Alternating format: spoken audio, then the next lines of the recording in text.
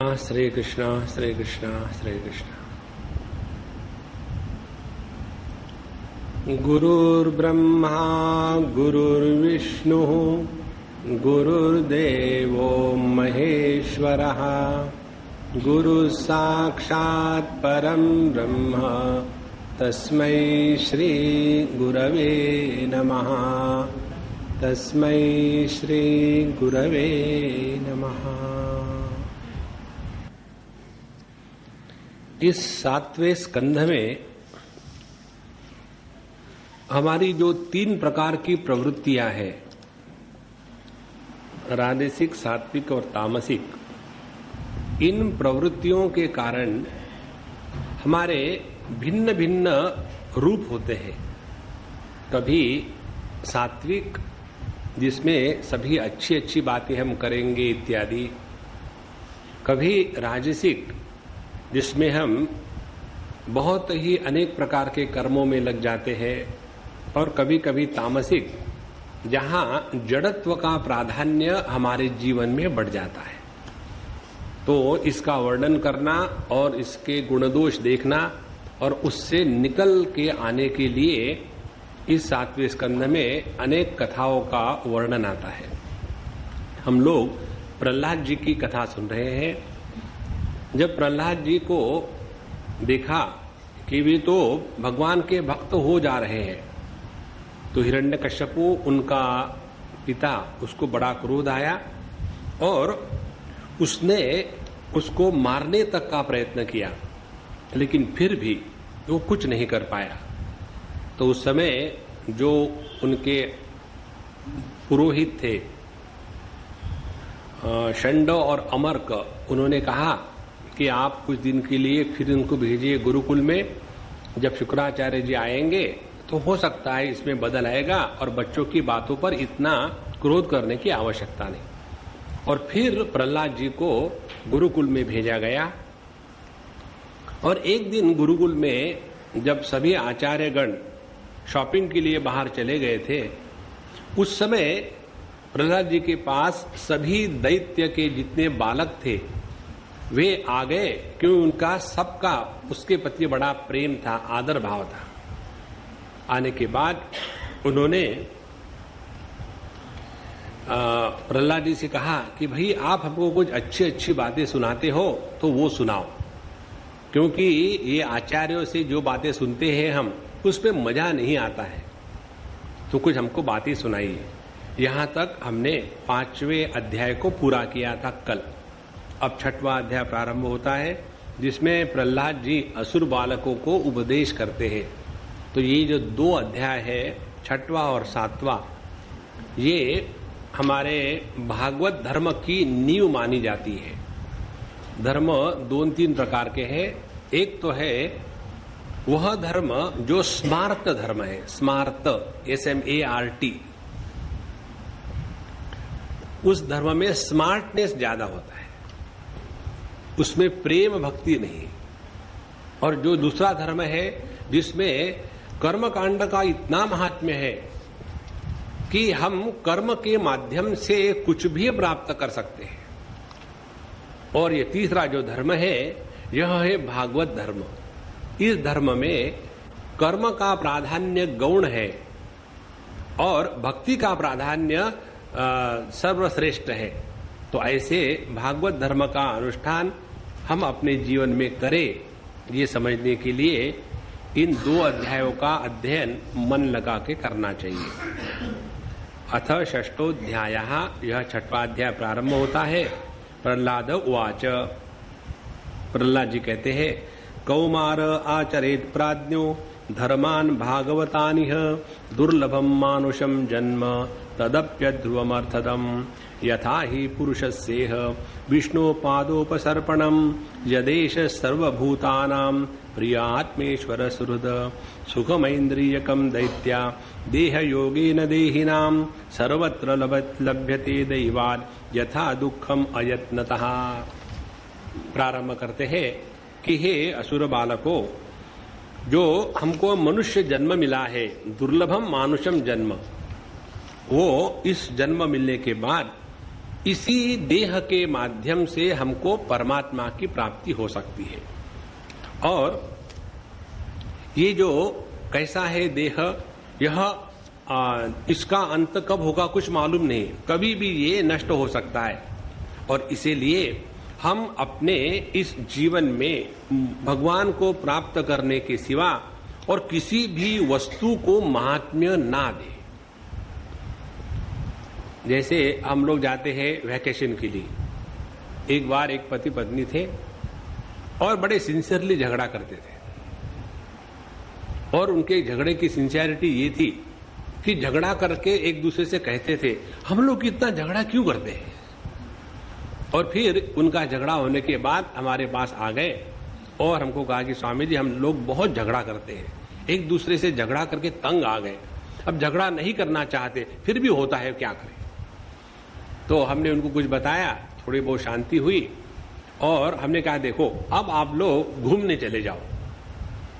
मानो आपकी अभी अभी शादी हो गई है, उनकी एक बच्ची है 7-8 साल की। हमने कहा घूमने चले जाओ, कंटिन्यूसली वही एक घर, वही एक दूसरे के चेहरे और 24 घंटे कह पागल हो जाओगे, जाओ घूम के आओ। तो चले गए गोवा घूमने के लिए पति पत्नी, और वापस आ गए 3 दिन के बाद। गए थे 1 हफ्ते के लिए, 3 दिन में वापस आ गए। और फिर हमको फोन किया स्वामी जी हम वापस आ गए। क्यों आए वापस? बोले इसलिए आ गए कि वहां हमारा झगड़ा और तेज हो गया। अब जब वैकेशन के लिए जब जाते हैं हम, तो वहां तो मौज करने के लिए जाते हैं ना, वहां भी जाके झगड़ा ही करना है क्या? तो माने प्रयोजन जो था वो प्रयोजन ही हम भूल गए। वहां जाकर के वो डिस्कशन करने के लिए थोड़ी जाता है वैकेशन के लिए, वहां तो मूर्खता करने के लिए जाते हैं। खाओ पियो घूमो, पानी में घूमो, समुद्र में घूमो, डूबो निकलो, ये मूर्खता के लिए ही हमको वहां जाना है वैकेशन के लिए। वहां भी जाकर के झगड़ा ही करना है, तो वहां जाकर के क्या झगड़ा करना है? तो जब हम अपने जीवन का प्रयोजन भूल जाते हैं तब गड़बड़ी होती है। तो मनुष्य जीवन का प्रयोजन केवल परमात्मा की प्राप्ति है, बाकी सब व्यर्थ है। अब देखो ये बात समझने के लिए अपने घरों में जो कोई गुजराती के शब्दों में वडील गृहस्थ हो गए, उनसे बात करके देखो।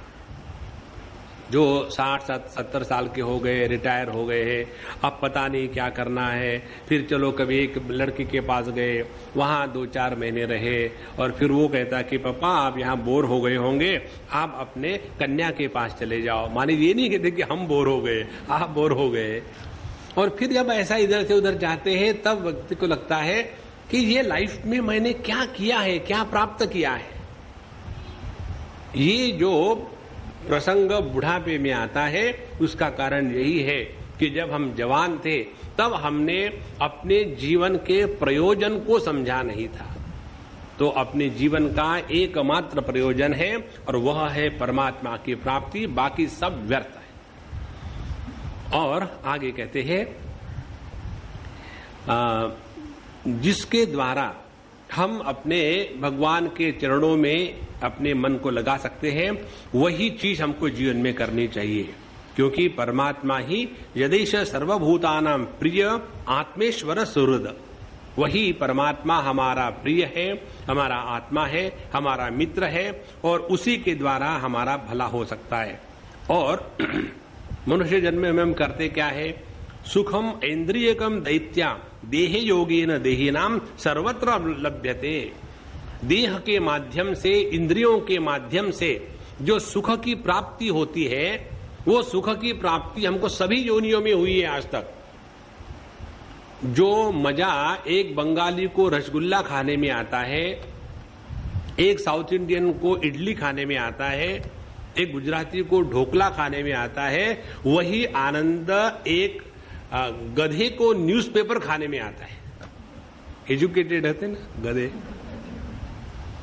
उसमें कोई फर्क थोड़ी है। इंद्रियों के भोगों का आनंद एक जैसा ही होता है, उसमें विशेषता कुछ नहीं है।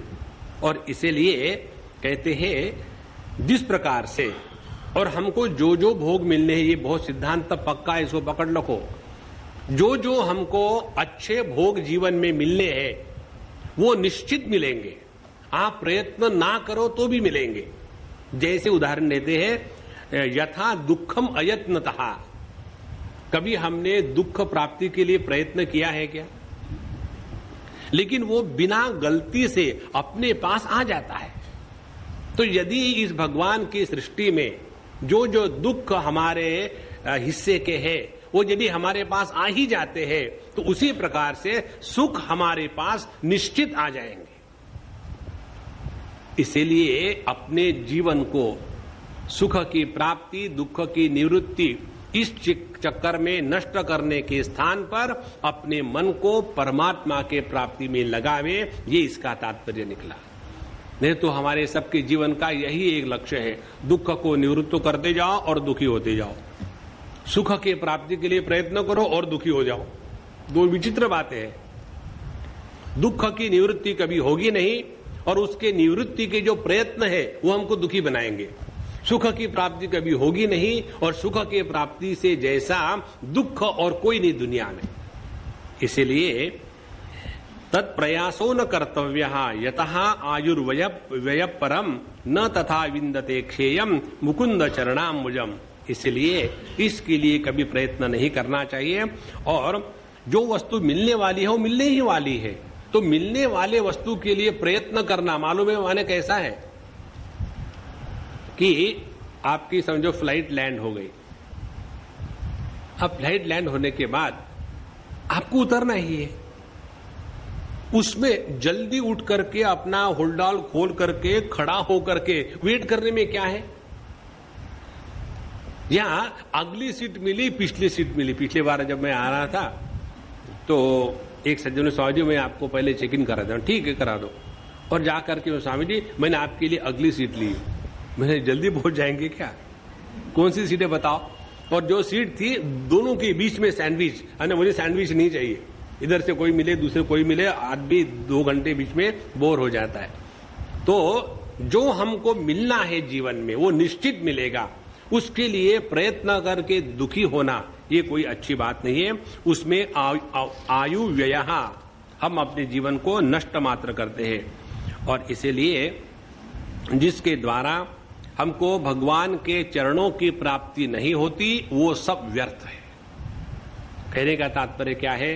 यद्यत कर्म करोमि तत्तद अखिलम शंभो तवाराधना। अपने जीवन के सभी कर्तव्य कर्म पूरा करके वही भगवान की पूजा है, इस भावना से यदि हम जिएंगे तो ये भावना के परिवर्तन के साथ जो कर्म किया जाता है उसको कहते हैं भागवत धर्म।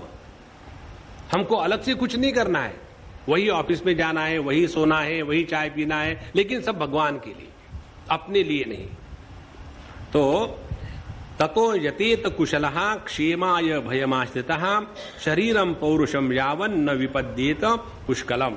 इसलिए हमारे जीवन में अनेक प्रकार के भय रहते ही है और यह जो देह है ये रोग से ग्रस्त है और अनेक प्रकार के उसमें परेशानियां आती है।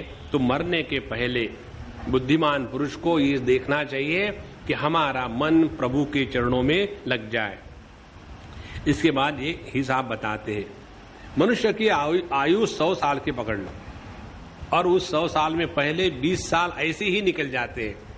पहले 5, 6, 7 साल तक के सभी लाड प्यार करते हैं, उसके बाद सभी उपदेश करने लग जाते हैं। बेटा खड़े होके खाना मत खाना, गधे के जैसा, बैठ के खाओ भैंस के जैसा। कंटिन्यूअसली उपदेश उपदेश उपदेश करके करके बच्चे तंग आ जाते हैं। मुझे तो इन बच्चों पर बड़ा तरस आता है, बड़े दुश्मन माँ बाप उनको जिंदा नहीं रहने देते। ऐसा करो वैसा करो, ये मत करो वो मत करो। उसके बाद हो जाते टीनेजर, टीनेजर हो जाने के बाद फिर सब दुनिया उनको बेवकूफ बनाती है, लेकिन उनको समझ में नहीं आता कि हम बेवकूफ बन रहे। ऐसा करते करते 20 साल निकल गए, जीवन के पहले 20 साल निकल गए। मुग्धस्य बाल्ये कौमारे क्रीडतो जाति विंशति। तो पहले जो 20 साल है ये मूर्ख बालक के खेलने कूदने में ही चले जाते हैं। उसके बाद जो आखिरी 20 साल है 80 से लेकर के 100 तक के, उसमें जरया ग्रस्त देहस्य यात्य कल्पस्य विंशति ही। आखिरी जो 20 साल है उसमें बुढ़ापा है और बुढ़ापे के मित्र कौन है? दुनिया भर के सभी रोग अपने मित्र हो जाते हैं। तो 100 साल में से 40 साल निकल गए, अब बचे 60 साल। 60 साल में क्या करते बीच में के? दुरापुरेण कामेन मोहेन च बलीयसा शेषम गृहेषु शक्तस्य प्रमत्यस्यापयाति ही। और बाकी के जो 60 साल है वो अपनी उन कामनाओं को पूर्ण करने में लग जाते हैं कि किसी की भी आज तक कोई भी कामना पूरी नहीं हुई। ध्यान से सुनना, ये बात बहुत सूक्ष्म है। हमें चाय पीने की इच्छा है, उसके बाद हमें शादी करने की इच्छा है, फिर हमें बिजनेस को बढ़ाने की इच्छा है, फिर हमको फॉरेन को जाने की इच्छा है, उसके बाद हमको लोगों के लिए, अपने लिए नहीं, डोनेशन इकट्ठा करने की इच्छा है। ये इच्छा सब में कॉमन है।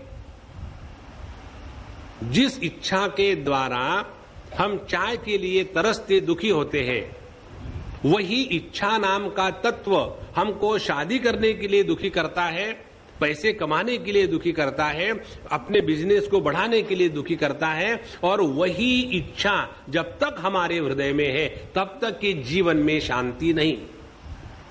इसलिए यहां शब्द का दुरापुरेण कामेन मोहेन च, जो पूर्ण करने के लिए अत्यंत असंभव है, ऐसे कामना की शिकार बन करके पूरे जीवन में हम अपने मोह में बलीयसा, बड़े प्रबल के मोह, काम मोह के साथ जीवन को बिताते हैं। कैसे?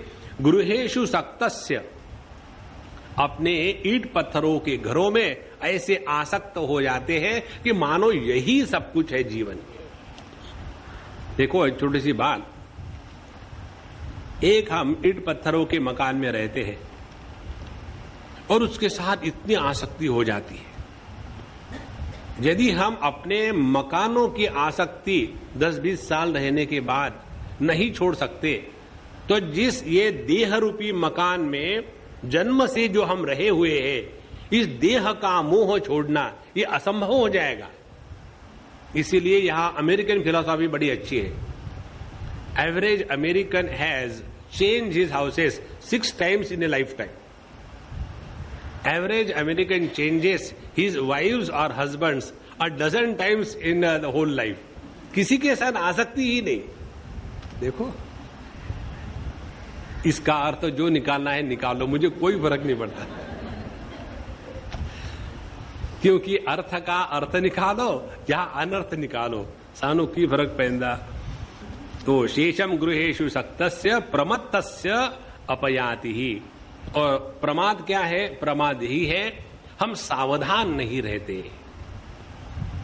जब हम कल वहां गए शादी में कि यहां कहीं किसी के, और पंडित जी बड़े मस्त पंडित जी, एक भी मंत्र मालूम नहीं उनको, और प्रत्येक मंत्र में जो स्वाहा शब्द आता है ना, जैसे श्री कृष्णाय स्वाहा, नारायणाय स्वाहा, तो स्वाहा शब्द के साथ या नमः शब्द के साथ चतुर्थी विभक्ति का प्रत्यय आता है। नियम है संस्कृत ग्रामर का। जैसे ओम नमः शिवाय, शिव जी को नमस्कार, तो वहां चतुर्थी प्रत्यय आता है। इस महात्मा ने सबके साथ तृतीया जोड़ दी, चतुर्थी के साथ, माने शिवाय, ये हो गई चतुर्थी। तो शिवाय ने नमः और शिवाय ने नमः, ये किसी भी संस्कृत के ग्रामर में कहीं भी नहीं है। लेकिन प्रभु की इच्छा मालूम है क्या है? वहां किसको कुछ मालूम ही नहीं था कौन सा मंत्र किस लिए। एक बार मैं यूएसए में था और वहां ऐसे किसी व्यक्ति ने 2-4 संस्कृत शब्द, माने शब्द के ऊपर अनुस्वार रख दो तो संस्कृत हो जाता है, ऐसा उसको संस्कृत आने वाला।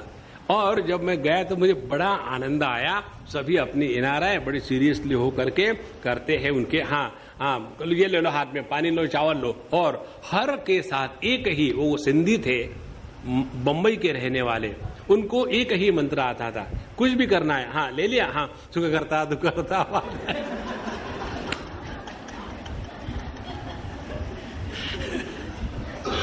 माने किसी की शादी हो रही हो, सुख करता दुख हरता, कहीं किसी का श्राद्ध चल रहा हो, सुख करता दुख हरता, बच्चे को वो अक्षराभ्यास कराना हो, सुख करता दुख हरता। और वो सिंधी होने के कारण उनको इसका अर्थ मालूम नहीं, देखो आनंद की पराकाष्ठा है। श्री कृष्णा। तो आज जब हम कल गए तो उसमें अच्छा सावधान, ये कोई मंत्र हो गया? अच्छा सावधान, और सावधान कर सब चावल फेंको। तो उसमें हम बता रहे थे, हमारे साथ कोई बैठे हुए थे, हमने कहा देखो ये सावधान शब्द सुनने के बाद हमारे समर्थ रामदास स्वामी इतने बड़े बन गए। तो वहां शादी में वो मंगलाष्टक कहने के बाद जो सावधान कहते हैं, इसलिए भैया अब भी मौका है ये बताने की बात है। लेकिन वो सावधान शब्द का अर्थ हमारे हृदय में कहां आता है? इसी को कहते हैं प्रमाद। जब हम अपने जीवन की अनेक गलतियों को दोहराते हैं, और सबसे बड़ा प्रमाद क्या है? सबसे बड़ा प्रमाद ये है कि हमने अपने आप को देह के रूप में स्वीकार किया है। दो प्रकार के देह है, एक जड़ देह और दूसरा जंगम देह।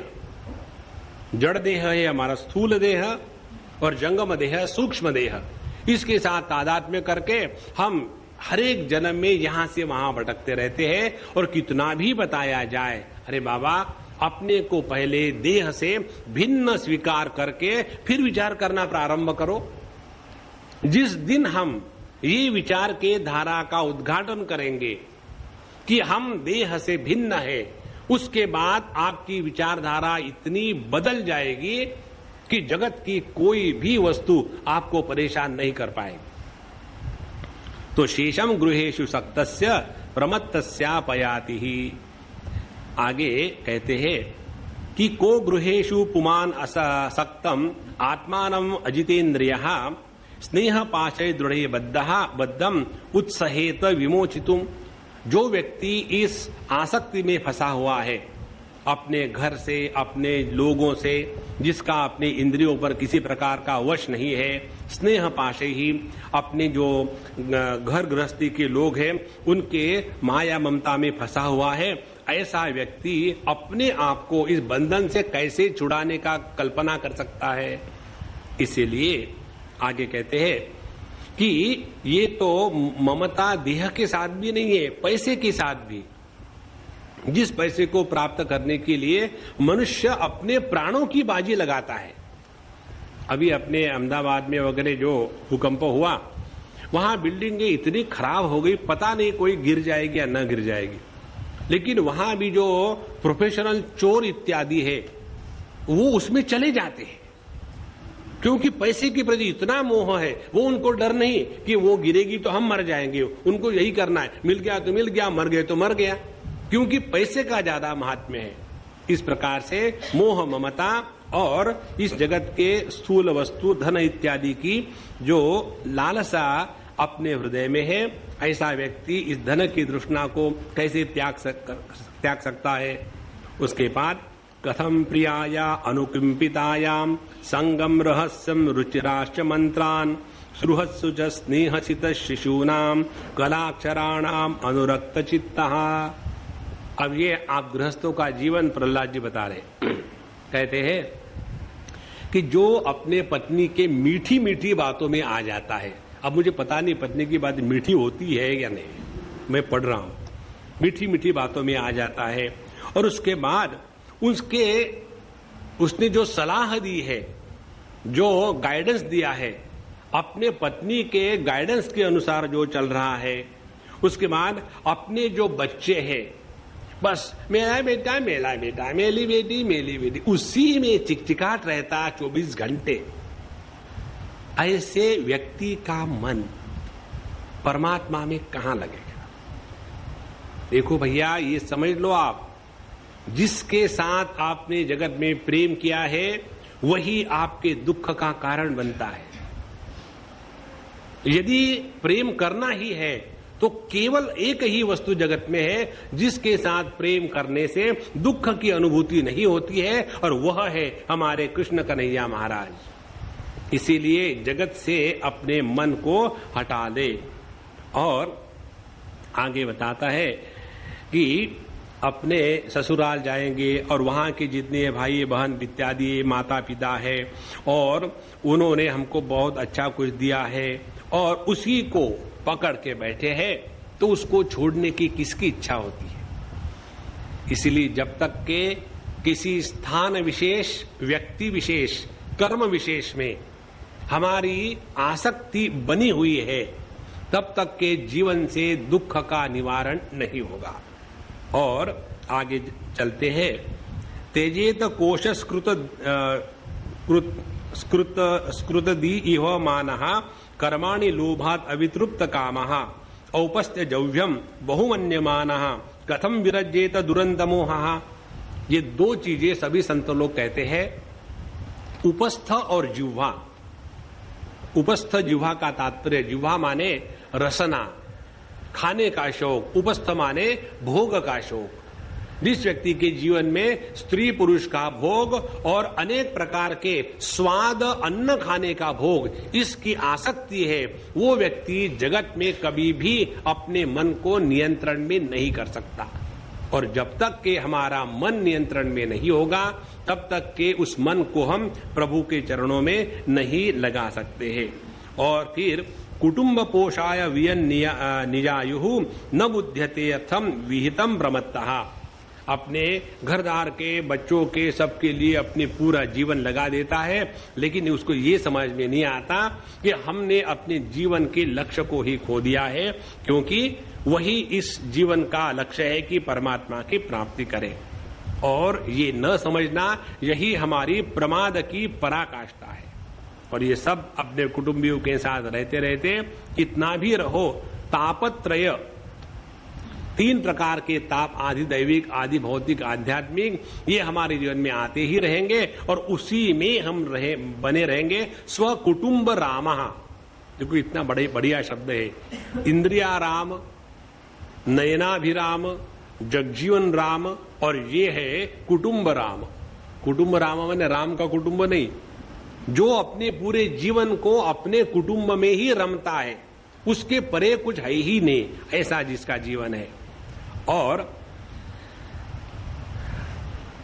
व्यक्ति जब इस भोग के और पैसे के चक्कर में पड़ता है, तो पूरा जीवन केवल इसी के लिए लगा देता है। देखो, ये बात जिस दिन अपने समझ में आ जाएगी ना, तब समझ लेना भगवान की बड़ी कृपा होगी। कौन सी बात? यदि आपके मन में किसी का भला करने का भी एक संकल्प हो कि मैं किसी का भला करूंगा, तो आपका मन परमात्मा के चरणों में नहीं लग सकता। हम सेवा सबकी करें, भलाई भगवान करते हैं। दूसरे की भलाई करने के लिए निकलेंगे तो अपना सत्यानाश हो जाएगा। करनी है दूसरों की तो सेवा करें। सेवा करने से अपने अहंकार का बलिदान होता है। दूसरे का भला करने जब जाएंगे तो अपना अहंकार और बढ़ जाता है। इसीलिए अपने मन को नियंत्रण में लाने के लिए इन चक्करों से, सभी कामनाओं से, भोगों से अपने को अलग कर ले। और जो व्यक्ति कुटुंबियों के पेट पालने में ही लगा है, कभी भगवान का नाम नहीं लिया, तो उसको भगवान की प्राप्ति होने की संभावना ही नहीं। और जो व्यक्ति इन सब चीजों में फंसा हुआ है, विषयासक्त रहा है, उसके लिए यही उपदेश है कि भगवान के चरणों की भक्ति ग्रहण करो, जिसके द्वारा हम जगत की आसक्ति छोड़ सकते हैं। और यही जीवन की परम गति है। और यही बात हमको साधु संतों के सत्संग से प्राप्त हो जाती है। इसीलिए अब कल की आपको बात सुनाओ। हमारे आश्रम बनाने पर पता नहीं सभी तुल पड़े हैं। कल गए थे वहां प्रेमपुरी आश्रम में, और वहां जाने के बाद हम बैठे थे तो बोले, स्वामी जी आपने क्या सोचा है? हमने कहा हमने सोचना बंद कर दिया है। सोचना क्या है? हम आज तक बहुत सोच कर लिया, अब क्या सोचना है? बोले नहीं, इसलिए पूछ रहे थे कि आप अपना स्थान कहाँ बना रहे? हमने कहा प्रभु आपके दिल में। हाँ स्वामी जी वो तो है ही। आगे फिर उन्होंने कहा कि स्वामी जी हम आपको इसलिए पूछ रहे थे कि आपका ये सिद्धांत हमको बड़ा पसंद है। बोले क्यों पसंद है? हम बनाएंगे आश्रम। बोले नहीं, इसलिए फिर उन्होंने 2 कहानियां बताई। अभी अभी की बात है। बोले 2 माताएं थी, उनका नाम कोई ज्योति था, अमुक ज्योति अम्मा और तमुक ज्योति माँ, दिल्ली की। जब भी आती थी बंबई में सभी से बात करती थी, प्रेमपुरी में आती थी, आकर के सबसे बात करेगी, फोन करेगी, पैसा इकट्ठा करेंगे और धीरे धीरे धीरे उनके पास बहुत सारा पैसा इकट्ठा हो गया। और दिल्ली में उनके आश्रम में वो रहती थी और उनके पास एक नौकर था, वो उनकी सेवा करता था और उसको सब पता कितना पैसा आता है, कैसे कैसे लोग आते हैं। और एक दिन उसने उन दोनों अम्माओं को मार डाला, जिंदा मार डाला और सब पैसे लेके भाग के चला गया। अब क्या मिला आश्रम बना करके? दूसरा उदाहरण उन्होंने दिया, एक कोई बड़े महात्मा थे गुजरात में, वो भी आकर के आश्रम के लिए इधर से चंदा उधर से चंदा सब इकट्ठा कर लिया, बहुत बढ़िया आश्रम बनाया, विद्यार्थी हो गए तैयार, उनको ज्ञान का प्रदान हो रहा है। एक दिन वहां के टेररिस्ट लोग आ गए। आने के बाद उन्होंने सब जितने ब्रह्मचारियों के कमरे थे बाहर से बंद कर दिए और बंद करने के बाद इनके कमरे में ठकठकाया, हाँ हरिओम, कौन है बेटा, आ जाओ। और ये दरवाजा खोल करके अंदर आ गए और बहुत पिटाई करी उनकी। उन्होंने कहा कि देखो तुमको जो चाहिए ले जाओ, मुझे क्यों मार रहे हो? बोले बिना मेहनत का हम कुछ लेते नहीं।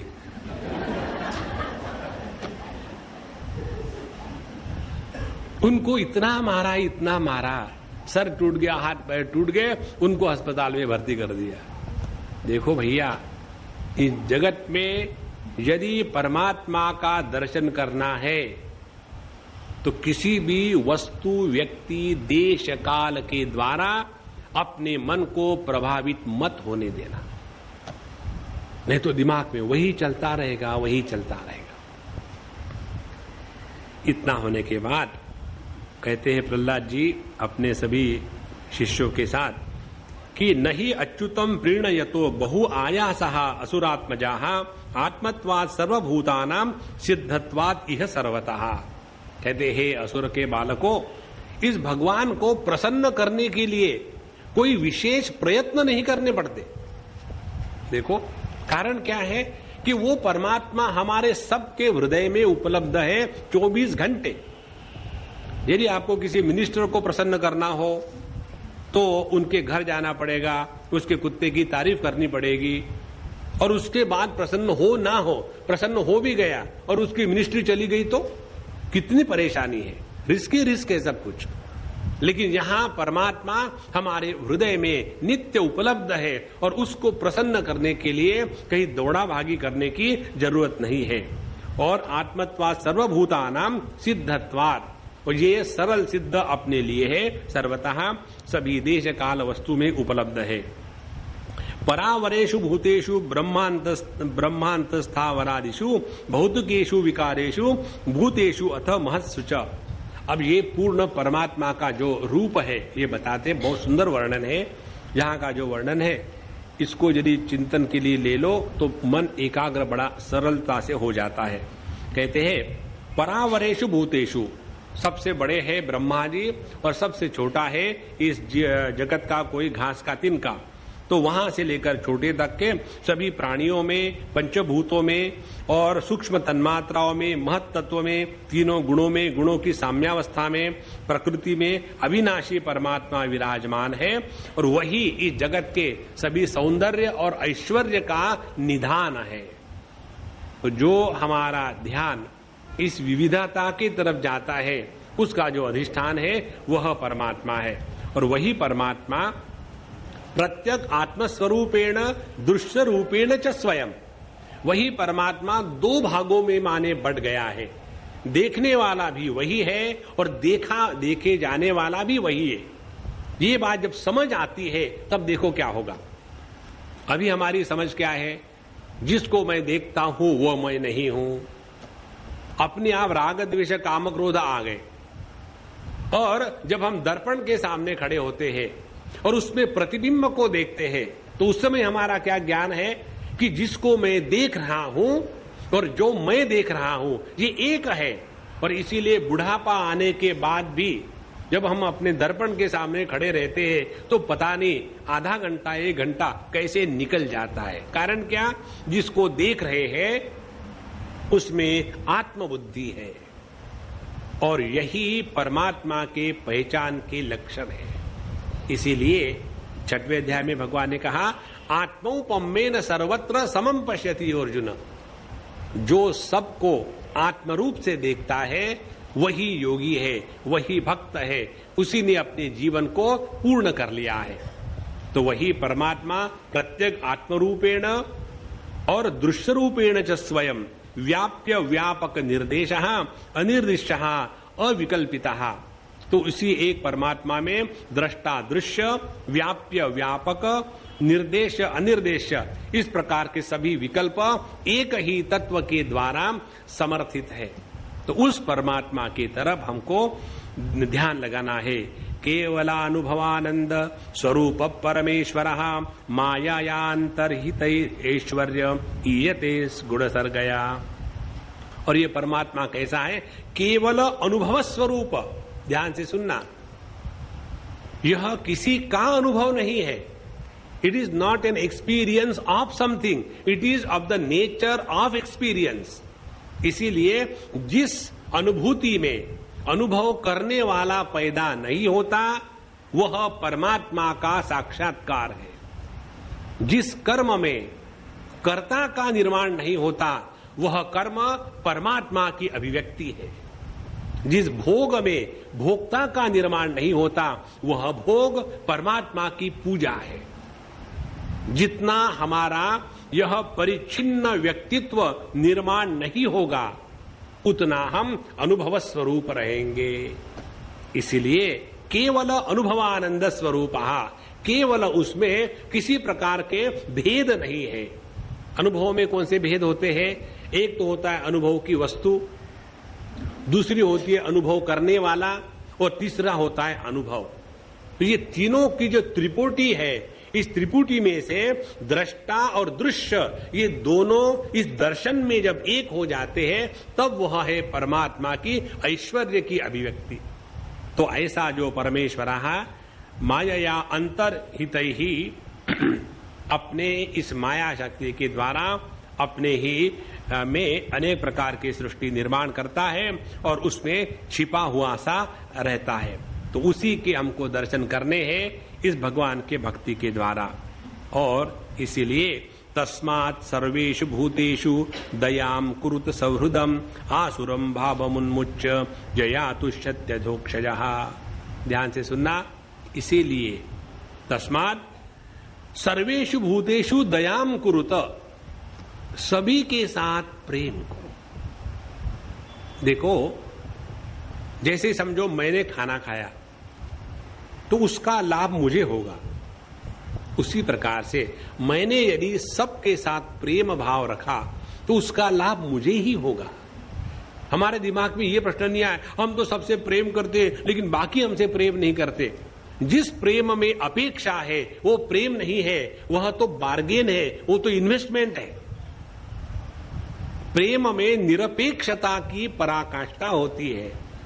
और देखो ना, बच्चे जब छोटे होते हैं उस समय बच्चों के प्रति मां का प्रेम निरपेक्ष होता है, और वही बच्चा बड़ा हो गया, समझो लड़का है या लड़की है, तो बच्चा बड़ा हो गया लड़का, अब उसके बाद उसके प्रति जो बड़े लड़के के प्रति मां का प्रेम है वो निरपेक्ष प्रेम नहीं होता, वो सापेक्षता का प्रेम है। कुछ ना कुछ अपेक्षा रहती है, और फिर अपेक्षा क्या रहती है कि मेरा लड़का मेरे कहने के अनुसार किसी भी कबूतर के साथ मैं कहूंगी वैसी शादी करे, और यदि उसने नहीं करी तो वो खराब है, और यदि करी तो फिर वो अच्छा है।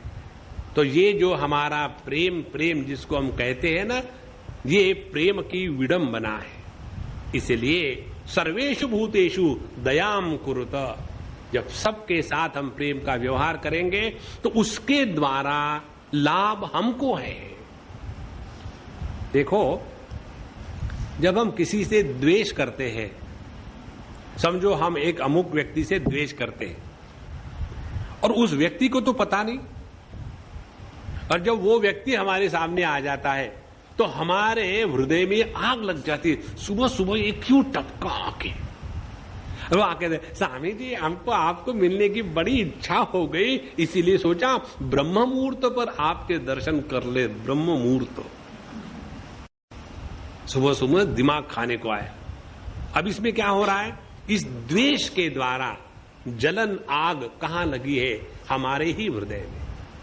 इसीलिए सर्वेषु भूतेषु, सभी के साथ दयाम कुरुत सहृदम आसुरम भावम उन्मुच्य। तो अपने हृदय से ये जो आसुरी भाव है, आसुरी भाव किसको कहते हैं, किसी के भी प्रति घृणा की भावना हमारे अंतःकरण में मजाक में भी आ जाए तो समझ लेना हम असुर भाव को प्राप्त हो गए। सभी के हृदय में एक ही परमात्मा उपलब्ध है, एक्सेप्ट माय नेबर। ये कैसे संभव है? इसीलिए सर्वेषु भूतेषु दयाम कुरुत आसुरम भाव उन्मुच्य यथा तुष्यति अधोक्षजः। इसी के द्वारा भगवान प्रसन्न होते हैं। हमको ये भगवत गीता का श्लोक हमने कई बार आपको बताया, बहुत अच्छा लगता है। इस श्लोक को हृदय में उतारो, जितना उतारो देखो कैसा आनंद आता है। 12वें अध्याय का श्लोक है। भगवान कहते हैं यस्मान् नो द्विजते लोकः लोकान् नो द्विजते च यः। जो किसी के कारण उद्वेग को प्राप्त नहीं होता और जिसके कारण दूसरे उद्वेगों को प्राप्त नहीं होते, वो मेरा भक्त है। हम जब किसी के कारण उद्वेगों को प्राप्त नहीं होते तो हमने सब में भगवान को देखने का अभ्यास शुरू किया है, और जब कोई हमारे कारण उद्वेगों को प्राप्त नहीं होता तो हमारे जीवन की जो अभिव्यक्ति है, उस अभिव्यक्ति में भी अब परमात्मा की अभिव्यक्ति होना शुरू हो गई है। इसीलिए अपने जीवन में सबके साथ प्रेम का व्यवहार करना, यही भागवत धर्म है। अब देखो, जहां प्रेम जागृत हो गया वहां घृणा नहीं, जहां घृणा नहीं वहां शांति है, जहां शांति है वहां समझ है, जहां समझ है वहां ना समझ नहीं है, जहां ना समझ नहीं है वहां दुख नहीं है, जहां दुख नहीं है वहां आनंद ही आनंद है। प्रारंभ कहां से हुआ? एक ही चीज से, सबके साथ प्रेम से रहो। यही भागवत धर्म का सौंदर्य है। आसुरम भाव उन्मुच्य यया तुष्यति अधोक्षजः।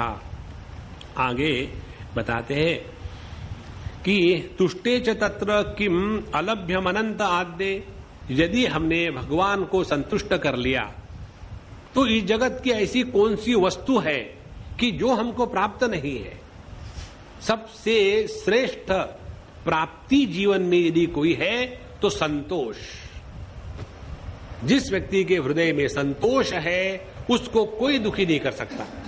अभी अभी की एक बात है, एक सज्जन हमको मिले, वो और उनकी पत्नी, और पत्नी ने पहले हमको आकर के ब्रीफ किया कि स्वामी जी मैं उनको जरा लाती हूं, आप उनको जरा समझा देना। हमको लोग कैसे इस्तेमाल करते हैं, उदाहरण दे रहा हूं। We are use by the people, आप उनको जरा समझा देना। हाँ ठीक है। फिर उन्होंने इंट्रोडक्शन किया, देखो मेरा बच्चा अब कॉलेज में चला गया और मैं बहुत सेंटिमेंटल हो गई, बहुत डिप्रेशन में चली गई थी, इसीलिए मैंने सोचा कुछ नौकरी करूं और इसीलिए मैं नौकरी कर रही हूं। और ये चाहते हैं कि 20-25 साल तक नौकरी नहीं करी, अब तुमको नौकरी की क्या पड़ी है, क्या तुमको कमी है, बाहर जाकर के भटकती रहती हो इधर उधर में, और मैं चाहती हूं करने के लिए, आप उनको समझाइए। ये सब ठीक है। हमने ठीक है उनको ले आओ। फिर हम लोग खाने के कहीं मिले, आ गए। हमने कहा चलो दोनों चलो साथ साथ, अकेले अकेले मत आना, मुझे डर लगता है अकेले आदमी का। दोनों आए और फिर उन्होंने मुझे कहा, उनके पति ने, कि स्वामी जी इसके हृदय में इतनी ग्रीड है कि इतना सारा है हमारे घर में, 2-2, 3-3 कारें हैं, जो चाहिए उसके कल्पना के अनुसार सब कुछ है, फिर भी ये चाहती है और नौकरी करे और पैसा कमाए। इसके मन में संतोष नाम की चीज है ही नहीं। हमने कहा हो गया, अब आप शुरू करो। फिर पत्नी हुआ, जो पत्नी ने शुरू कर दिया, स्वामी जी मैं कोई अकेली थोड़ी जाती हूं, वहां हम 8-10 औरतें बैठती हैं और काम कौन सा करती है, वो ये होता है ना, टेली मार्केटिंग, वो करती है। और इस प्रकार से हम किसी से मिलते भी नहीं और दिन भर टेलीफोन पर बात करते हैं, ये बड़ा अच्छा प्रोडक्ट है, आप इसको ले लो, प्लीज ले लो ना, इस प्रकार से बाकी कुछ नहीं करते। तो उसके पति का कहना था कि ये सब धंधे करने की क्या आवश्यकता है। और जब मैंने कहा मुझे ये बात पसंद नहीं, तो फुल स्टॉप, नथिंग मोर। और दोनों का फिर बहुत गरम गरम वहां तैयार हो गया और बीच में मैं भून रहा था भुट्टे की तरह से। तो मैंने कहा कि देखो, इसका हम निर्णय करते हैं। अम्मा को बिजी रखने के लिए काम करना आवश्यक है और आप चाहते हैं कि ये ऐसे भटकते हुए रास्तों में जाकर के काम ना करें, तो इसका हम एक हल निकालते हैं। अम्मा आप पढ़ी लिखी हो? हाँ स्वामी जी। नहीं इसीलिए तो परेशानी है ना? हाँ इसीलिए परेशानी है। पढ़े लिखे लोग ज्यादा परेशान होते हैं। हमने ऐसा कहा कि देखो, आप अपने घर में बच्चों को बुला करके वही ट्यूशन दिया करिए। तीसरे चौथी के बच्चे को बुलाओ, अंग्रेजी पढ़ाओ, मैथमेटिक्स पढ़ाओ, उसमें रिस्पॉन्सिबिलिटी कोई नहीं, पैसे भी मिलेगा, बाहर जाने की जरूरत नहीं, और आपको अपने बच्चे का दूर जाने का जो दुख है वो भी चला जाएगा। तो घर में बैठे रहो और अपना टाइम पास हो जाएगा। लेकिन स्वामी जी, मैंने लेकिन क्या है? लेकिन मुझे वो अच्छा नहीं लगता। हमने, तुमको वो अच्छा नहीं लगता, उनको वो अच्छा नहीं लगता, मुझे भी अच्छा नहीं लगता, मैं जा रहा हूं। अब झगड़ा करो, कुछ भी करो, जगत में कब तक फंसे रहेंगे? इसमें से अपने को निकलना है। तो यहां हमारे हृदय में संतोष का वातावरण निर्माण यदि करना है तो परिपूर्ण भगवान की भक्ति करें। जगत के किसी भी वस्तु को प्राप्त करके मन में संतोष निर्माण नहीं होता, चाहे कितना पैसा अपने पास आ जाए, कितने भोग अपने पास आ जाए। और आगे कहते हैं, और जो जो वस्तु हमको मिलनी है वो तो मिलनी ही है, इसीलिए किसी भी प्रकार से हम उसके द्वारा प्रभावित न होवे। और जितना अर्थ धर्म काम इत्यादि है वो इस प्रकृति में फंसे बगैर मिलने वाले हैं नहीं, इसलिए भगवान के नाम गुणों का संकीर्तन करते रहे और उसके बाद मोक्ष इत्यादि अपने आप सिद्ध हो जाता है।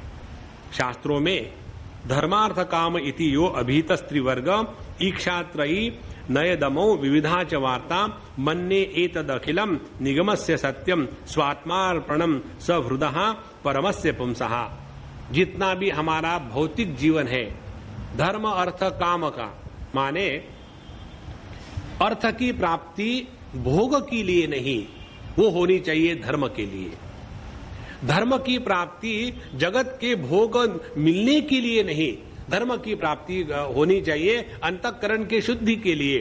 और अंतःकरण की शुद्धि अनेक प्रकार की शक्तियां जागृत करने के लिए नहीं, उस शुद्ध अंतःकरण के द्वारा परमात्मा के स्वरूप का चिंतन होवे, इसलिए करना है। ये इनका प्रयोजन है। नॉर्मली हम लोग क्या करते हैं, अर्थ की प्राप्ति करके उस अर्थ को भोग में लगाते हैं और धर्म का व्यवहार करके उसके द्वारा मरने के बाद स्वर्ग इत्यादि में जाने की बात करते हैं। तो यही गलती है। तो इसके द्वारा हम इसी में फंसे रहेंगे। और इसलिए जिसके द्वारा हम अपने मन को परमात्मा में लगा सकते हैं वही योग्य है। यदि हमारा मन धर्म अर्थ काम इन तीन का अनुष्ठान करके परमात्मा के चरणों में नहीं लगता है तो हमने अपने धर्म अर्थ काम तीनों ही पुरुषार्थ व्यर्थ गमाए हैं। देखो, ये भगवान की जो माया है ना, ये मनुष्य को ऐसी फंसा देती है। पहले तो स्थूल जगत के वस्तुओं को इकट्ठा करने में फंसाती है, फिर भोग करने में फंसाती है, फिर धर्म का अनुष्ठान करने में फंसाती है, और उसके बाद फिर एक बार महात्मा बन जाओ तो लोगों को उपदेश करने में फंस जाते हैं और अपने हृदय में उपस्थित जो परमात्मा है उसका तिरस्कार होने लग जाता है। इसीलिए यदि हम किसी भी कारण से परमात्मा से विमुख हो जाते हैं तो वो असत्य है, मिथ्या है, उसका त्याग करना चाहिए। ज्ञानम एतद अमलम दुर्वापमाह नारायणो नरसख किल नारदाय एकांतिनान भगवस्तद अकिंचनानाम पादारविंद रजसा प्लुतदेहि नाम स्यात्। यह जो ज्ञान है, जो मैंने तुमको सुनाया, ज्ञान और विज्ञान के साथ जो सभी को मिलने के लिए इतना आसान नहीं, दुर्लभ है, यह ज्ञान जो भगवान के शुद्ध भक्त है, अकिंचन भक्त है, उनके चरण रस से जिसने नहा लिया है, ऐसे ही भगवान के प्रेमियों के माध्यम से मिलता है।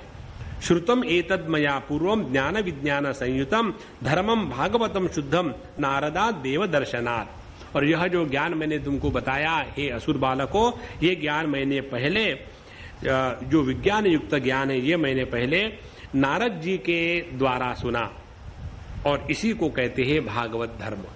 अब देखो ये भागवत धर्म का निचोड़ क्या निकला? निचोड़ ये निकला कि अर्थ की प्राप्ति भगवान के भक्ति में सहायता होवे तो अर्थ पुरुषार्थ योग्य है। दूसरा पुरुषार्थ काम पुरुषार्थ।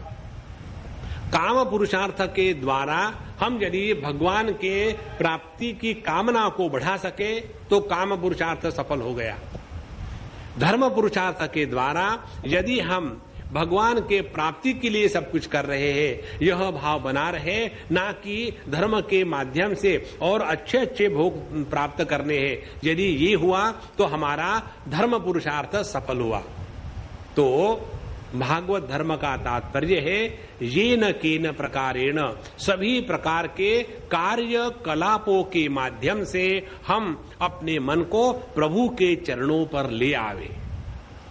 ये है भागवत धर्म। इसमें पैसे का महत्व नहीं है, कामना का महत्व नहीं है, धर्म का महत्व नहीं है, महत्व है भगवान का, जिसके द्वारा हमारे जीवन के सभी कार्यकलापों में भगवान का महात्म्य बना रहेगा, वो है भागवत धर्म। एक बार हम एक पुष्टि मार्गी के घर गए थे और एक हमारे साथ दुष्टि मार्गी थी, और जब उनके यहां गए तो दुष्टि मार्गी माने कौन? वेदांती, जो भगवान की भक्ति तो नहीं करेंगे, केवल बाल की खाल उखाड़ते रहेंगे, दूसरों को सिखाते रहेंगे, असुर वेदांत। हिरण्यकश्यपु हमारे साथ गए, हाँ ऐसा कहो। तो जब हम गए वहां तो वहां एक अम्मा, गुजराती अम्मा, बूढ़ी, तो बिल्कुल ऐसे हाथ का आपको नमस्कार, अम्मा चलो मुझे आपके लल्ला को दिखाओ। तो पुष्टि मार्गियों के घर में चले जाओ, तुरंत पता चलता है ये पुष्टि मार्गी का घर है। हम वहां गए, उनके बिस्तर के कमरे में, बेडरूम में, वहां उन्होंने छोटा सा एक अपने लल्ला के लिए सब कुछ सजा के रखा था। उनका बिस्तर, उनका रहने का स्थान, उनके लिए मच्छरदानी, छोटा सा चाय का कप और छोटा सा ब्रश वहां रखा हुआ है। ब्रश भगवान के मुख से बड़ा था, लेकिन मैंने कुछ कहा नहीं, रखा हुआ था, सब कुछ वहां रखा हुआ था। और वो जाकर के हमने कहा कि अम्मा लल्ला सो रहा क्या? बोले नहीं स्वामी जी, अभी अभी उसको नहला करके रखी हूँ, अभी मैं कपड़े ही पहनाने वाली थी तो आप आ गए। हमने कहा जल्दी पहनाओ, कहीं भाग न जाए। बोले अच्छा समझ, आप बैठो। और फिर वो उस लल्ला को इतना प्यार से सब कुछ कर रही थी, और फिर सुला दिया, अच्छा सो जाना, मैं 1 घंटे के बाद आऊंगी। उनका ध्यान उस लल्ला की तरफ, उसको कपड़े पहना करके, झुला करके और रजाई ओढ़ करके फिर हमारे साथ बात करने लगी। सब कुछ हो गया, बड़ा आनंद आया। और जब हम जा रहे थे तो ये जो हिरण्यकश्यपु हमारे साथ थे, वो हमको कहते, Swami ji is it not a nonsense? मतलब कौन सा नॉनसेंस है? बोले वो जो अम्मा कर रही थी, ये जैसे बचपन में बच्चे खेलते हैं ना गुड़िया के साथ, वो बच्चे का बचपन में गुड़िया के साथ खेलना, और ये भगवान की भगत बनी हुई है। वो जो बच्चों की गुड़िया है वो प्लास्टिक की आवाज करती है, और ये है लोहे का पत्थर का बना हुआ है, तो गुड़िया ही, तो उसके साथ खेल रही है। इन दोनों में क्या फर्क है? हमने कहा दोनों में कुछ फर्क नहीं है, दोनों सुखी है। फर्क है तुम में और मुझ में। चारों तरफ परमात्मा भरपूर उपलब्ध है, फिर भी दुखी है। क्यों? कि हम हिरण्यकश्यपु बन गए। देखो, जिसके द्वारा हमारा मन भगवान में लगता है वो सब भागवत धर्म है। चाहे घंटी बजा करके भगवान की पूजा करो, चाहे जाकर के लोगों की सेवा करो, इससे मतलब नहीं है। कई बार लोगों की सेवा करना उच्च धर्म स्वीकार करके हम केवल अपने अहंकार की ही तो पूजा करते हैं। इसीलिए कोई भी आप करो, घंटी बजाओ, पूजा करो, पुष्टि मार्ग रहो, कुछ भी करो, लेकिन ध्यान अपना रहना चाहिए भगवान में। यही भागवत धर्म है। धर्मम भागवतम शुद्धम नारदा देव दर्शनात्। और यह मुझे ज्ञान, यह भागवत धर्म नारद जी के दर्शन से और नारद जी से प्राप्त हुआ। ऐसी जब बातें दैत्य के पुत्रों ने सुनी तो दैत्य पुत्रा ऊचूहु, तो उन्होंने कहा, प्रहलाद त्वम वयम चापी नर्तेन्यम विद्महे गुरुम। प्रहलाद जी, आप और हम अभी बच्चे ही हैं, और ये अपने दो जो गुरु है षंड और अमर्क, इनको छोड़ करके किसी दूसरे को जानते ही नहीं। और आप कैसे कहते हैं एताभ्याम गुरुपुत्राभ्याम बालान अभी ही ईश्वरौ बालस्य अंतपुरस्थस्य महत्संको दुरन्वयः। तो तुमको ये जो दूसरे महात्माओं का जैसे नारद जी का सत्संग आपको मिला है, ये कैसे हम स्वीकार करें? ये तो हमको असंगत लगता है। छिंदी नहा संशयम सौम्य। आप इसीलिए हमारे इस संशय को नष्ट करो, क्योंकि आप और हम एक उम्र के हैं और हम देखते हैं कि हम लोग एक ही स्कूल में जा रहे हैं और यही हमारे टीचर है, और आप कहते हैं कि आपको ये ज्ञान, भागवत धर्म का ज्ञान नारद जी के द्वारा प्राप्त हुआ, तो हम कैसे स्वीकार करें? इसके साथ साथ 6वां अध्याय समाप्त होता है। अब 7वां अध्याय प्रारंभ होता है।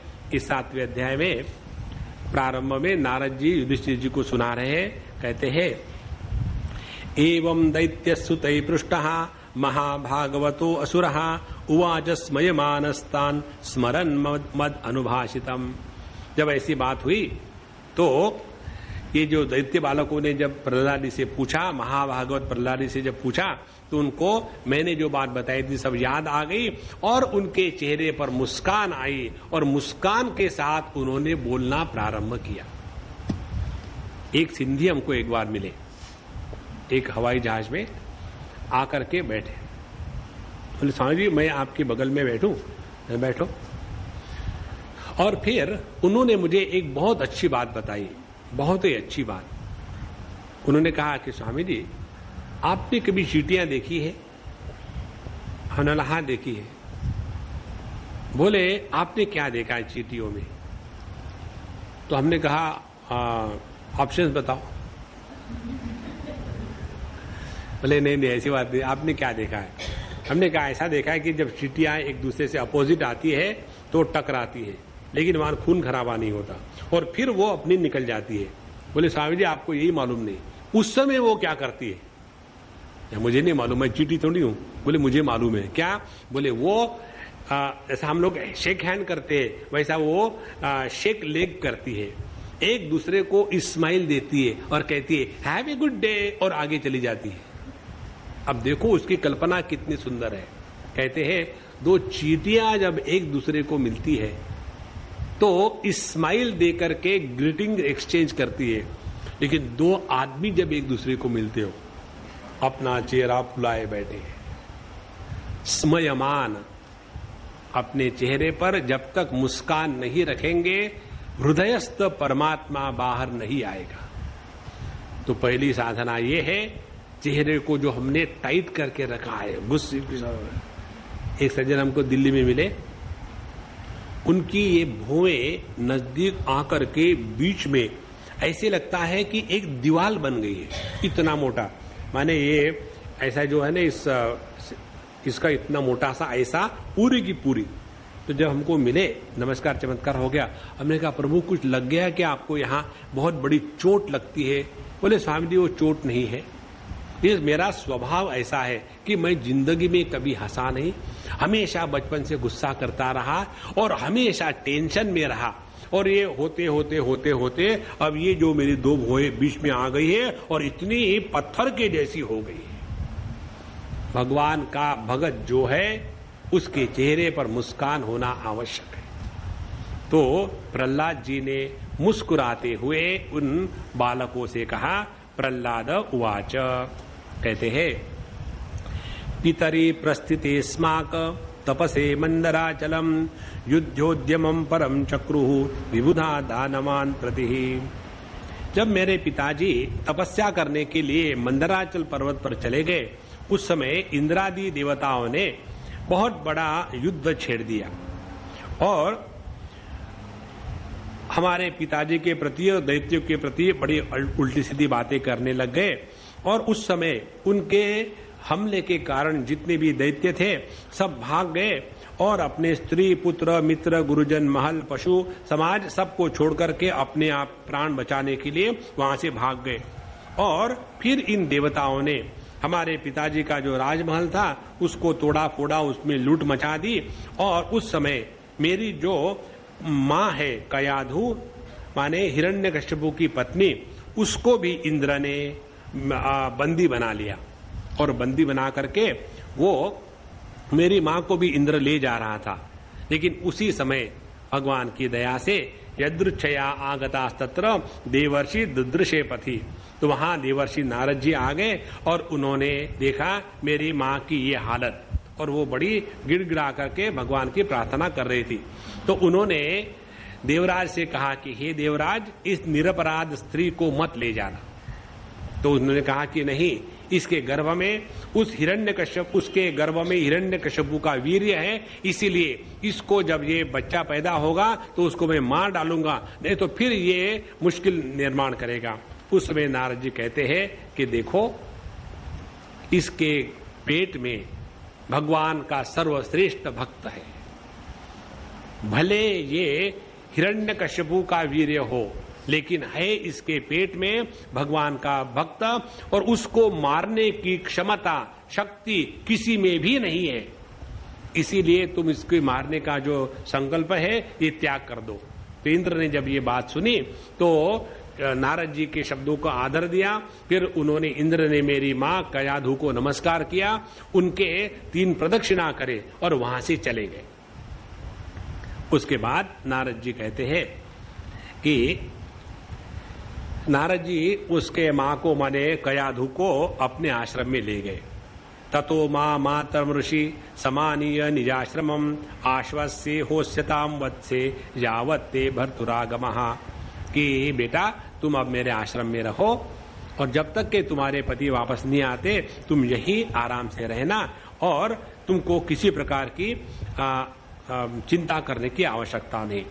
तो मेरी माँ उनकी आज्ञा मान करके वही रहने लग गई और गर्भवती होते हुए भी उन्होंने बहुत सेवा करी नारद जी की और आश्रम की। इस प्रकार से उन्होंने अपना समय नारद जी के साथ, जब वो गर्भधारिणी थी तब बिताया। उस समय ऋषि कारुणिक तस्याः प्रादाद उभयमीश्वरः धर्मस्य तत्वं ज्ञानं च माम उद्दिश्य निर्मलम। तो उस समय नारद जी ने रोज उसके साथ सत्संग किया और उस सत्संग में जो भी नारद जी बताते थे तो उनका ध्यान मेरे तरफ रखता था, ये मैं स्पष्ट जानता था। और धीरे धीरे धीरे धीरे उन्होंने ज्ञान, विज्ञान, भक्ति, सभी शास्त्रों का जो निचोड़ है वो मेरी माँ को सत्संग के माध्यम से सुनाया। लेकिन उनका लक्ष्य था मेरे पर। जो आजकल के अंग्रेज लोग कहने लग गए ना, प्री नेटल एडुकेशन, ये जो हमारे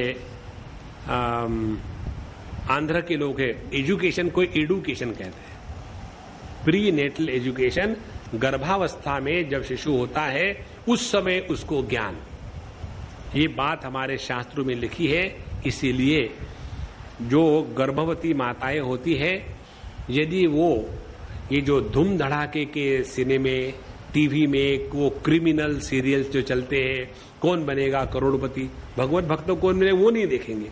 उसी में ऐसे लगे रहते उसके सभी के सभी संस्कार उन बच्चों पर निश्चित होते हैं। जब ये बच्चे बड़े हो जाएंगे, जब बाहर आते हैं, जब उल्टी सीधी बातें करते, फिर हम कहते पता नहीं मेरे पेट से राक्षस कैसे निकला।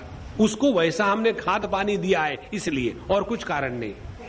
इसीलिए गर्भावस्था के समय में स्त्री ने इसका बहुत ध्यान रखना चाहिए। हम क्या खाते हैं, क्या बोलते हैं, कहाँ जाते हैं, कैसे विचारों का चिंतन करते हैं, इन सब का प्रभाव गर्भ पर निश्चित होता है। इसीलिए हमारे साधु संत बताते हैं कि जब गर्भाधान हो गया तो गर्भाधान होने के बाद फिर वो गर्भवती स्त्री ने रोज भगवान का नाम स्मरण हाथ में माला लेकर के करना चाहिए। उसके बाद जैसे अनेक ग्रंथ है, जैसे विष्णु सहस्त्र नाम ले लो या हनुमान चालीसा ले लो या रामायण जी ले लो या भगवत गीता ले लो, इनका नित्य निरंतर पाठ के रूप में करना चाहिए। उसके बाद भागवत जैसे सुंदर ग्रंथों की, रामायण की कथा को नित्य निरंतर सुनते रहना चाहिए, क्योंकि हमारे मन के स्थिति का प्रभाव गर्भ के वृद्धि पर निश्चित होता है। इसीलिए यह जो प्रीनेटल एजुकेशन है, प्रहलाद जी को अपने के मां के गर्भ में ही भगवान नारद जी से मिला। और उसके बाद क्या हुआ, तत्तु कालस्य दीर्घत्वात् स्त्रीत्वान् मातुः तिरोधदे ऋषीणाम अनुगृहीतम माम नानुध्याप्य जहा स्मृति। और समय बीता गया, फिर मैं पैदा हो गया, लेकिन ये जो ज्ञान दिया था मेरी माँ भूल गई स्त्री होने के कारण और अनेक समय उस पे बीत जाने के कारण। स्त्री होने के कारण का तात्पर्य क्या है, यहाँ स्त्री को कुछ कनिष्ठ नहीं कहा है, क्योंकि स्त्री का मन विषयों में और ममता में बहुत जल्दी फंस जाता है और इसीलिए वो एकदम अपने बच्चे की ममता में लग गई और जो ज्ञान उनको दिया था नारद जी ने वो उसको भूल गई, उसकी स्मृति नहीं रही। लेकिन मैं उस ऋषि के द्वारा, नारद जी के द्वारा अनुग्रहित था, इसीलिए जन्म होने के बाद भी मेरा वो जो ज्ञान था परमात्मा तत्व का, भागवत धर्म का, वो ज्ञान ज्यों का त्यों बना रहा। और भवतामपि भूयान में यदि श्रद्धते वचः वैशारदीधि श्रद्धातः स्त्री बालानाम च मे यथा। ये बहुत सुंदर सिद्धांत है। कहते हैं तुमको भी ये सब ज्ञान अभी के अभी मिल सकता है यदि तुम में भी मेरे जैसी श्रद्धा हो तब, क्योंकि श्रद्धा सबसे ज्यादा दो स्थानों पर होती है। एक तो बालकों में श्रद्धा होती है और दूसरी स्त्री में श्रद्धा होती है। तो तुम अभी बालक हो, इसीलिए स्त्रियों को जो बात बताई जाती है सत्संग के समय में, उनको जो जितने सहजता से ग्रहण करती है उतने पुरुष नहीं ग्रहण करते। पुरुष के दिमाग में वहां लेकर के कैसी लेकर के बैठे हैं, वो जैसे कर्तनाले लगा के छोड़ा है, हर विचार को काटेंगे। क्यों? कि उनमें श्रद्धा का अभाव है। श्रद्धा किसको कहते हैं? जो शास्त्रों ने, गुरुओं ने, ईश्वर ने कहा है वो सत्य है, उसमें किसी प्रकार का संदेह करने की जरूरत नहीं। यदि संदेह करेंगे तो स्वीकार नहीं करेंगे। संदेह रहित ज्ञान ही हमको लाभ देता है। तो वैशारदीधि श्रद्धातः, तो तुमको ऐसी बुद्धि प्राप्त हो सकेगी, शुद्ध बुद्धि जैसे मुझे है। यदि तुम्हारे हृदय में यह श्रद्धा हो, और ये बाला नाम और स्त्री इन दोनों को बड़ी सहजता से होती है। अब यहाँ के बाद वो उपदेश करना प्रारंभ करते हैं। जन्माद्या षडी में भावा दृष्टा देहस्य नात्मनः फलानामिव वृक्षस्य काले नेश्वर मूर्तिना। जितने भी ये 6 भाव है, ये सभी के सभी 6 भाव भगवान को स्पर्श नहीं करते। ये केवल रहते हैं केवल प्रकृति में। कौन से भाव है? जैसे हमारे देह का अस्तित्व, देह का जन्म, देह की वृद्धि, देह के विपरिणाम होना, देह में रोग आना, देह में बुढ़ापा होना और देह का मरना, ये सभी के सभी भाव केवल देह में, प्रकृति में है। और उसको आधार देने वाला जो परमात्मा तत्व है, यह किसी के भी द्वारा किसी प्रकार से प्रभावित नहीं होता। आगे बताते हैं, यह आत्मा के 12 लक्षण जो प्रहलाद जी ने बताए बहुत ही सुंदर है। आत्मा नित्यो अव्ययः शुद्ध एकः क्षेत्रज्ञ आश्रयः अविक्रियः स्वद्रुप हेतुः व्यापको असंग अनावृतः एतैर्द्वादशभिः विद्वान् आत्मनो लक्षणैः परैः अहं मम इति असद्भावं देहादौ मोहजं त्यजेत्। हम अपने इस आत्म स्वरूप के ये 12 लक्षण को लेकर के इसका चिंतन करते रहे। कौन से 12 लक्षण है? जो नित्य है, जो अव्यय है, जो शुद्ध है, जो एक है, जो क्षेत्रज्ञ है, आश्रय है, निर्विकार है, स्वयं प्रकाश है, सबका कारण है, व्यापक है, असंग है और आवरण रहित है। एक एक शब्द को लेकर के चिंतन की धारा ऐसी सूक्ष्म हो जाती है, इसी के द्वारा हम अपने मन बुद्धि के विचारों का त्याग करके उसका जो अधिष्ठान है निर्विचार ज्ञान, उसको अनुभूत करते हैं और वही उसी को कहते हैं धारणा ध्यान का अभ्यास। देखो, धारणा ध्यान के अभ्यास में 2 बातें होती है। एक तो बात है अपने प्रकृति पर नियंत्रण लाना, और ऐसा जिसका मन हो गया है, संयमित मन हो गया है। मन के संयम का अर्थ है जब हमारा मन धारणा ध्यान और समाधि इन 3 प्रकार की साधनाओं के द्वारा इतना एकाग्र हो गया है और हमारे पूर्ण नियंत्रण में आ गया है, ऐसा एकाग्र सूक्ष्म पूर्ण नियंत्रित मन लेकर के हम परमात्मा के स्वरूप का चिंतन करते हैं। जो मन चारों तरफ बिखरा हुआ है, जो मन हमारे नियंत्रण में नहीं है, जिस मन में सूक्ष्मता अभी जागृत नहीं हुई है, ऐसे मन के द्वारा परमात्मा का चिंतन नहीं हो सकता। ऐसा जो मन है जगत में फंसा हुआ, अनेक काम क्रोधों से प्रभावित, ऐसा मन भगवान का चिंतन कैसा करेगा? भगवान मुझे और पैसा दे दो, भगवान मेरे बच्चे की 3री शादी करा दो। कब तक के ये दुनिया के चक्कर में हम अपने मन को लगावे? इसलिए बाबा यह जो 12 लक्षण बताए हैं, इन लक्षणों का आधार लेकर के अपने मन में तत्व का चिंतन जारी रखें। और दूसरी बात, जितने भी विकार प्रकार संस्कार आकार, ये सभी के सभी केवल हमारे उपाधि में है, इसका हमारे साथ कोई संबंध नहीं है, उसको सूक्ष्मता से अनुभूत करें। देखो, ये अनुभूति इसी क्षण आ सकती है यदि हम सूक्ष्म बुद्धि से इसको ग्रहण कर सके तब। जैसे हम किसी को भी अपने में वृद्धि होने का अनुभव नहीं है। लोग हमको कहते हैं दादाजी, लोग हमको कहते हैं अंकल जी, लेकिन हमको वो अनुभव नहीं आता। अभी कल हम शादी में गए थे, एक बहुत प्यारी बेटी आई, हमारे बगल में एक दादाजी बैठे हुए थे, आई और उसके ऊपर कूद पड़ी और बड़ी किस कर कहते हैं दादाजी हाउ आर यू। उनको इतना गुस्सा आया, एकदम बच्चे को नीचे उतार दिया। क्या मैं दादा लगता हूं? मुझे अंकल कहो। हद हो गया। अब इसमें देखो 2 बातें हो गई। उनको अपने वृद्धि का अनुभव नहीं है, क्योंकि हम जो आत्म स्वरूप से है, हम में किसी भी प्रकार का वृद्धि या ह्रास नहीं होता, हम अखंड समरस है। ये तो अपनी अनुभूति है, लेकिन इस अनुभूति को देह के साथ जोड़ते हैं और कहते हैं कि अभी तो मैं जवान हूं।